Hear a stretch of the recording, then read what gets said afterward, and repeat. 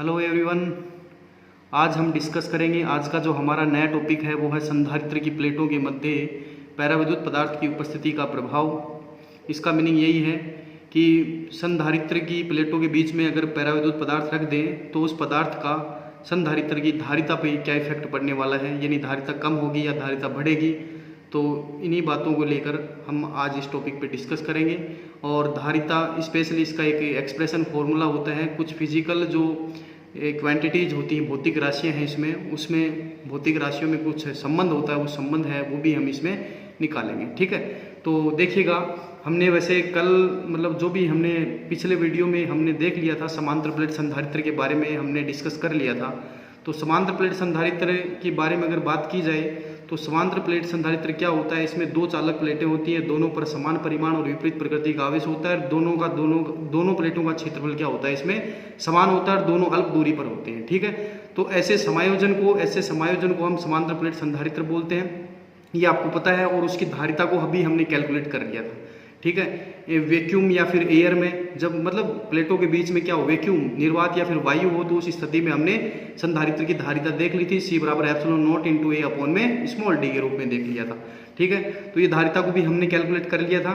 ये स्पेशली जब प्लेटों के बीच में क्या हो, संधारित्र की प्लेटों के बीच में ओनली या फिर एयर हो, देखिए एयर हो या फिर वैक्यूम हो, निर्वात हो या फिर वायु हो, दोनों में कोई सी भी कुछ भी हो। ठीक है, निर्वात भी हो सकता है या फिर वायु। तो उस स्थिति में समांतर प्लेट संधारित्र की धारिता हमने कैलकुलेट कर ली थी, C बराबर epsilon not into A upon D. आज हम जो हमारा जो नया टॉपिक है इस पे डिस्कस करेंगे। ये टॉपिक इसमें क्या करना है, इसमें हमें समांतर प्लेट संधारित्र ही लेना है, वो ही समांतर प्लेट संधारित्र रहेगा, लेकिन उसकी धारिता पर पैराविद्युत पदार्थ की उपस्थिति से क्या प्रभाव पड़ता है। मतलब अगर पैराविद्युत पदार्थ होगा, मतलब प्लेटों के बीच में समांतर प्लेट जो संधारित्र है उसकी प्लेटों के बीच में अगर पैराविद्युत पदार्थ होगा तो उस पैराविद्युत पदार्थ का धारिता पे क्या इफेक्ट पड़ने वाला है, धारिता बढ़ेगी या कम होगी, वो हम आज देखेंगे। तो देखिए, सबसे पहले एक समांतर प्लेट संधारित्र लिया, इसको किसी बैटरी के द्वारा जोड़ करके हमने इसको पूर्ण रूप से आवेशित कर दिया।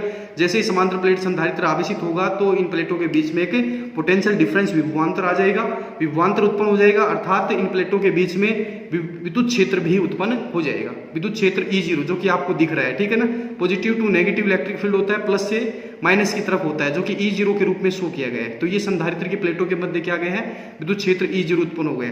जब हम अब जैसे विद्युत क्षेत्र E0 उत्पन्न हो गया, अब हम क्या करते हैं, जो पैराविद्युत पदार्थ है यानी पैराविद्युत पदार्थ की जो पट्टिका है उस पट्टिका को क्या करते हैं, पट्टिका को हम यहाँ प्लेटों के बीच में रखते हैं। देखो ये दिख रही है ना, ये रेड लाइन से शो किया है मैंने, ये रेड लाइन।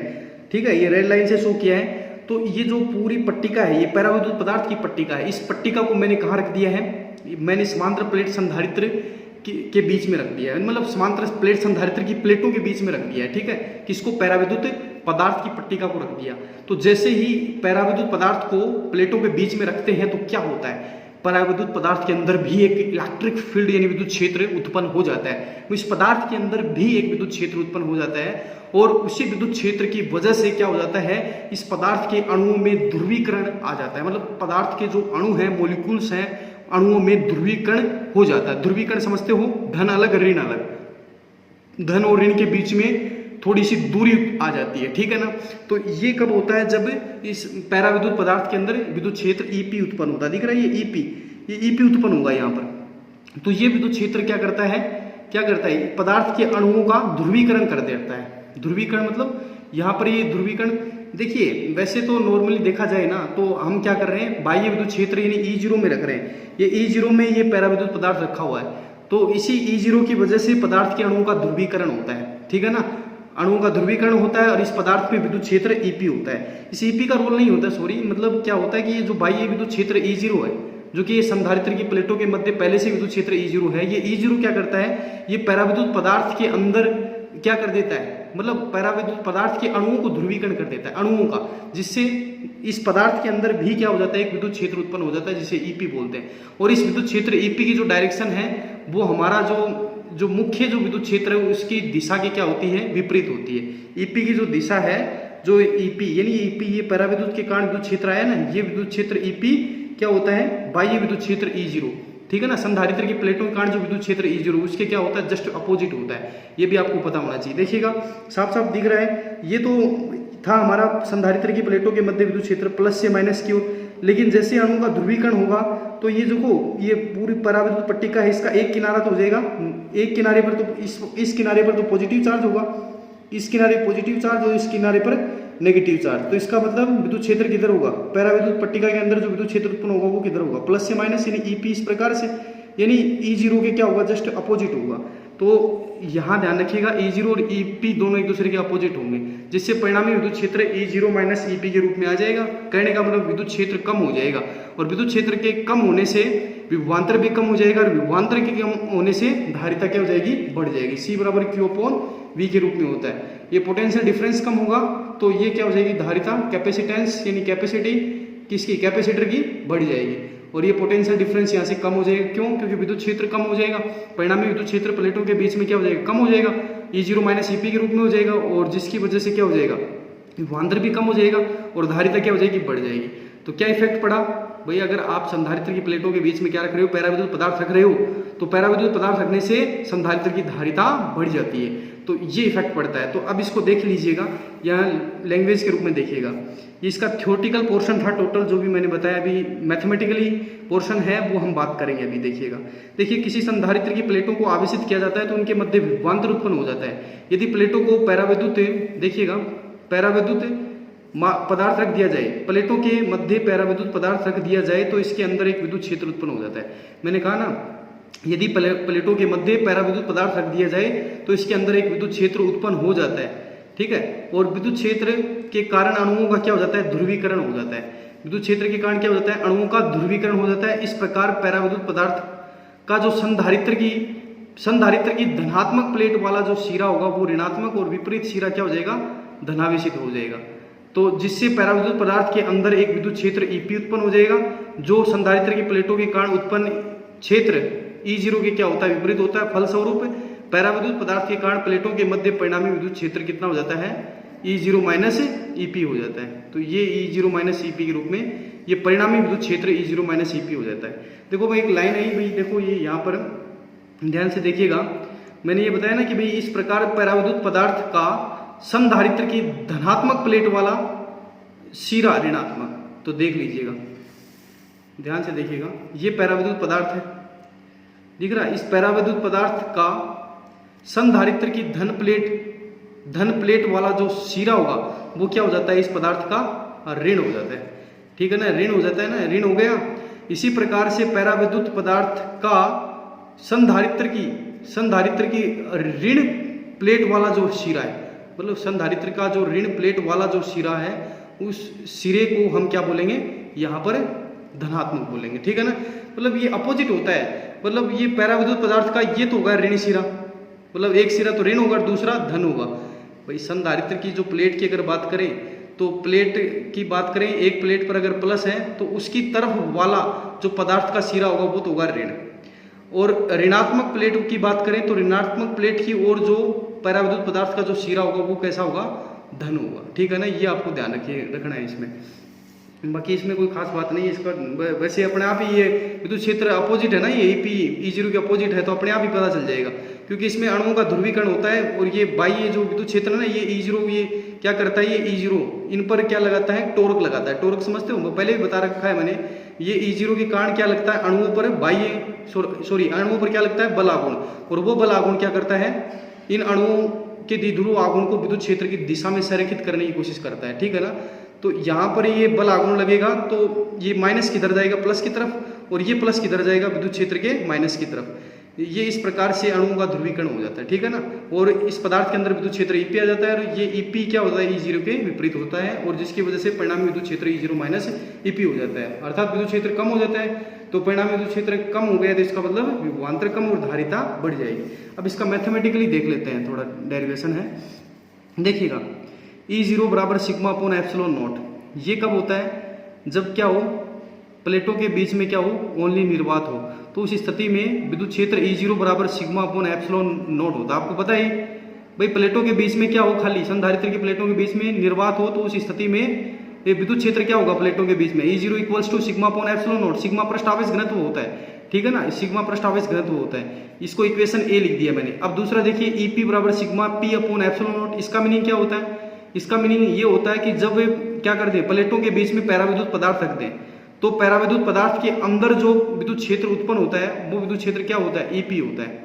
भाई अगर संधारित्र की प्लेटों के बीच में कोई पैराविद्युत पदार्थ रख दिया तो पैराविद्युत पदार्थ के अंदर क्या जाएगा, विद्युत क्षेत्र आ जाएगा, और वो विद्युत क्षेत्र ईपी इक्वल्स टू होता है sigma P upon epsilon not के रूप में होता है। सिग्मा पी यहाँ पर क्या होता है, प्रेरित पृष्ठ आवेश घनत्व, क्योंकि ये क्या हुआ है, ये तो इंड्यूस हुआ है ना, ये तो पहले थोड़ी था, ये तो बाद में आया।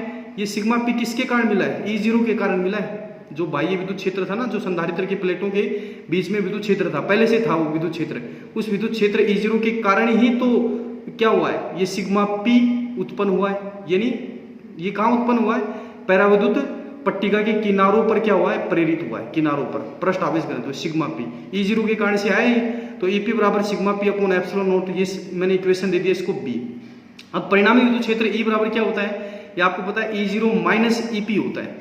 तो E0 और ईपी की वैल्यू ये है समीकरण ए से और समीकरण बी से, तो ये सिग्मा अपॉन एप्सिलॉन नॉट और sigma P upon epsilon not, ठीक है भाई। अब यहाँ से देखिएगा आगे बढ़ते हैं, इसमें सिग्मा हम क्या ले लेंगे, सॉरी 1 अपॉन एप्सिलॉन नॉट क्या हो जाएगा, कॉमन हो जाएगा। देखिएगा 1 अपॉन एप्सिलॉन नॉट है, इसमें कॉमन हो जाएगा, दोनों में है ना, तो देखिएगा कैसे होगा। अब आगे देखिएगा इसमें आगे की ओर, यहाँ से मैंने कहा ना कि एप्सिलॉन नॉट कॉमन लेंगे, तो कॉमन का मतलब यह इस प्रकार से हो जाएगा, sigma minus sigma P upon में एप्सिलॉन नॉट, समीकरण 1 हो जाएगा, ठीक है। अरे भाई देख लीजिएगा यहाँ से आप लोग, देखिएगा यहाँ पर देख लीजिएगा, ये दिख रहा है, ये देखो, ये 1 upon epsilon not 1 upon epsilon not, ये दोनों में ये एप्सिलॉन नॉट एलसीएम ले लो तो क्या हो जाएगा, sigma minus sigma P upon में एप्सिलॉन नॉट हो जाएगा। तो यही तो लिखा है, तो ये समीकरण 1 हो गया, ठीक है। अब देखिएगा, अब पैराविद्युतांक की परिभाषा आपने पढ़ रखी है, आपने फोर्स के लिए पढ़ी है, फोर्स के लिए पढ़ी ना, पैराविद्युतांक की परिभाषा क्या पढ़ी है, ये पढ़ा है आपने। पैराविद्युतांक क्या होता है, एप्सिलॉन आर इक्वल्स टू क्या होता है, निर्वात में बल, निर्वात में बल होता है बटे में माध्यम में बल, ये पढ़ा है ना। निर्वात में बल और माध्यम में बल का जो अनुपात होता है वो पैराविद्युतांक होता है। तो उसी प्रकार से विद्युत क्षेत्र के लिए पैराविद्युतांक की परिभाषा दी गई है, ठीक है ना। तो ये वही बात है, निर्वात में विद्युत क्षेत्र बटे में माध्यम में विद्युत क्षेत्र, और ये होता है एप्सिलॉन आर होता है, ठीक है। तो यहां से लिखा इसको ई बराबर है ई नोट अपॉन में एप्सिलॉन आर लिखा भाई, इसमें कंफ्यूज मत होना, क्योंकि पैराविद्युतांक की जो परिभाषा है उसी से लिखा है कि क्या होता है, पैराविद्युतांक क्या होता है, निर्वात में बल बटे माध्यम में बल। तो उसी प्रकार से विद्युत क्षेत्र के लिए भी हम पैराविद्युतांक लिख सकते हैं, क्या होता है, विद्युत निर्वात में विद्युत क्षेत्र बटे माध्यम में विद्युत क्षेत्र। तो निर्वात में E0 और माध्यम में हो गया E, तो क्या बन जाएगा यहाँ से, E का मान क्या बनेगा, यहाँ से एप्सिलॉन आर नीचे आ जाएगा ना, एप्सिलॉन आर नीचे आ जाएगा और E आ जाएगा। तो E बराबर E नोट, E बराबर E नोट अपॉन में एप्सिलॉन आर, ये हो गया। फ्रॉम इक्वेशन ए से हम क्या रखेंगे, इसमें E नोट का मान रखेंगे, ठीक है। फ्रॉम इक्वेशन ए से मतलब जो हमारी इक्वेशन ए है उस ए से हम E0 की जगह वैल्यू रखेंगे। E0 की वैल्यू क्या होती है, सिग्मा अपॉन में एप्सिलॉन नोट, तो ये मैंने वैल्यू रख दी है। और यहाँ सिग्मा अपॉन एप्सिलॉन नोट रखने के बाद क्या हुआ, E बराबर sigma upon epsilon naught into epsilon r, ये हो गया हमारा समीकरण 2, ठीक है। ये समीकरण 2 हो गए हैं, ठीक है भाई। ये E0 का मान रखा है, इक्वेशन ए से रखा है, इक्वेशन ए में E0 की वैल्यू है और वो वैल्यू यहाँ रख दी है। तो वैल्यू रखोगे तो सिग्मा अपॉन एप्सिलॉन नोट और एप्सिलॉन आर पहले से है इसमें, तो ये हो जाएगा समीकरण 2।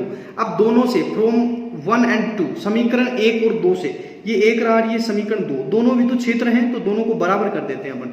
तो E बराबर sigma minus sigma P upon epsilon naught बराबर sigma upon epsilon naught into epsilon are, तो ये हो गया हमारा समीकरण 3 हो गया, ठीक है। अब देखिएगा समीकरण 3 से आगे एक बार ये जो लैंग्वेज मैंने लिखी है ये मैंने बता दी है कि विद्युत क्षेत्र कम हो जाता है, विद्युत क्षेत्र के कम होने से विभवांतर कम हो जाता है और धारिता, संधारित्र की धारिता बढ़ जाती है। अब देखिएगा इसको समीकरण 3 को आगे की ओर बढ़ाते हुए देखिए, इसको फर्दर क्या करेंगे, देखिए आगे इसमें हम क्या करेंगे, एप्सिलॉन नोट से एप्सिलॉन नोट काट देंगे, काटने के बाद जो वैल्यू बचती है वो देखिए सिग्मा माइनस सिग्मा पी, देखिएगा शायद दिखा नहीं आपको, मैं जो बोल रहा था अभी, विद्युत क्षेत्र कम हो गया और विभवांतर, विद्युत क्षेत्र कम हो गया, विद्युत क्षेत्र कम होने से विभवांतर कम हो गया और संधारित्र की धारिता बढ़ जाती है, ये आपको पता होना चाहिए। मैंने अभी डिस्कस कर ली पूरी थ्योरी का जो कॉन्सेप्ट है मैंने पूरा बता दिया। अब ये मैथमेटिकली चल रहा है इसका, ठीक है ना, मैथमेटिकली डेरिवेशन कर रहे हैं अपन। तो समीकरण 3 और हम बात कर रहे हैं समीकरण 3 की, और समीकरण 3 में क्या है, एप्सिलॉन नोट से एप्सिलॉन नोट काट दिया। अब देखिएगा समीकरण 3 से ये वैल्यू बन गई हमारे पास, sigma minus sigma P equals to sigma upon epsilon R, ठीक है। अब इसमें आगे देखिएगा हमें सिग्मा पी निकालना है, इसमें क्या निकालना है, सिग्मा पी यानी प्रेरित पृष्ठ आवेश घनत्व होता है। तो यहाँ क्या करेंगे, ये सिग्मा अपॉन एप्सिलॉन आर को इधर ले आएंगे, लेफ्ट साइड ले आएंगे, तो sigma minus sigma upon epsilon r equals to sigma into 1 minus 1 upon epsilon are, तो ये सिग्मा पी आ गया हमारा। सिग्मा पी यानी प्रेरित पृष्ठ आवेश घनत्व है, sigma P equals to sigma into 1 minus 1 upon epsilon r, समीकरण हो गए 4। तो ये तो आ गया हमारा प्रेरित पृष्ठ आवेश घनत्व। अब देखिएगा आगे, चूंकि आपको पता है ध्रुवण सदिश ये होता है P बराबर काई, देखिएगा P बराबर काई ई इंटू ई, काई क्या है यहाँ विद्युत प्रवृत्ति, ई विद्युत क्षेत्र है ही, तो ये ध्रुवण सदिश होता है। तो जो ध्रुवण सदिश का जो परिमाण होता है वो प्रेरित पृष्ठ आवेश घनत्व के बराबर होता है, यानी कि P बराबर किसके होता है, सिग्मा P ये होता है। देखिएगा यहाँ से, ये देखिएगा यहाँ पर P बराबर सिग्मा P, ये जो ध्रुवण सदिश दिख रहा है, इस ध्रुवण सदिश का जो परिमाण है वो प्रेरित पृष्ठ आवेश घनत्व के क्या होता है, बराबर। तो P बराबर सिग्मा P होता है। तो P बराबर सिग्मा P, तो सिग्मा P की जो वैल्यू है वो ये रही समीकरण 4 से, ये रखेंगे यहाँ पर समीकरण 4 से। तो P, या फिर ऐसे भी कर सकते हैं अपन, P का मान रखेंगे पहले, तो P का मान रखा हमने, P का मान क्या होता है, काई ई इंटू ई, P ध्रुवण सदिश है ना, काई ई इंटू ई बराबर सिग्मा P। तो सिग्मा P एक बार रहने दे, सिग्मा P पहले ई की जगह ई रख देते हैं पहले, सॉरी मतलब सिग्मा P का वैल्यू रखनी है हमें, सिग्मा P भी रखना है, लेकिन यहाँ काई ई इंटू ई की जगह वैल्यू रखनी है। ई क्या है, विद्युत क्षेत्र, जो कि हमने कैलकुलेट कर लिया है, कितना है अभी देखो, ये कैलकुलेट किया था ना, ई बराबर देखो कहाँ गया, ये रहा, ई बराबर sigma upon epsilon naught, sigma upon epsilon naught into epsilon r, समीकरण 3 में था ना। तो यहाँ जो ई है ना, ये ई, इसकी जगह अपन रखेंगे समीकरण 3 से, तो क्या रखेंगे, तो ये ई की जगह क्या रखेंगे, sigma upon epsilon naught epsilon r रखेंगे। काई ई तो पहले से मल्टीप्लाई में था, ये गुणा में था ये, तो ये हो गया हमारा P का मान। अब P बराबर सिग्मा P है, तो सिग्मा P की वैल्यू हम कहाँ रखेंगे, समीकरण 4 से रखेंगे। तो समीकरण 4 से रखोगे तो देखिएगा क्या बनेगा, यहाँ से काई ई इंटू सिग्मा, ये तो था ही, अपोन में एप्सिलॉन नोट एप्सिलॉन आर बराबर सिग्मा P का जो मान है वो sigma into 1 minus 1 upon epsilon r है। तो सिग्मा से सिग्मा कैंसिल हो जाएगा, और कैंसिल होने के बाद जब आप इसको सोल्व करोगे तो काई ई की जो वैल्यू आएगी वो आएगी epsilon naught into epsilon r minus 1 आएगी, ठीक है। Chi E equals to epsilon naught into epsilon r minus 1, और एप्सिलॉन आर क्या है यहाँ, पैरावृत्तांक है, और काई ई क्या है यहाँ, काई ई विद्युत प्रवृत्ति। तो ये जो समीकरण 6 है ये क्या करता है, विद्युत प्रवृत्ति काई ई और पैरावृत्तांक ई आर में क्या करता है, संबंध को दर्शाता है, काई ई और एप्सिलॉन आर में संबंध को दर्शाता है। तो ये रिलेशन एग्जाम की दृष्टि से, मतलब एग्जाम के पॉइंट ऑफ व्यू से इंपॉर्टेंट रहेगा, ठीक है ना। एग्जाम के पॉइंट ऑफ व्यू से ये जो रिलेशन है, ये जो रिलेशन मैंने निकाला है, किसमें, विद्युत प्रवृत्ति और पैरावृत्तांक में जो संबंध है, ये संबंध बहुत ज़्यादा इंपॉर्टेंट रहेगा, ठीक है ना। तो आप ध्यान रखिएगा, अच्छा टॉपिक था ये, तो इसका ढंग से आप ये कॉन्सेप्ट क्लियर कर लेना, ठीक है ना। Okay, thank you.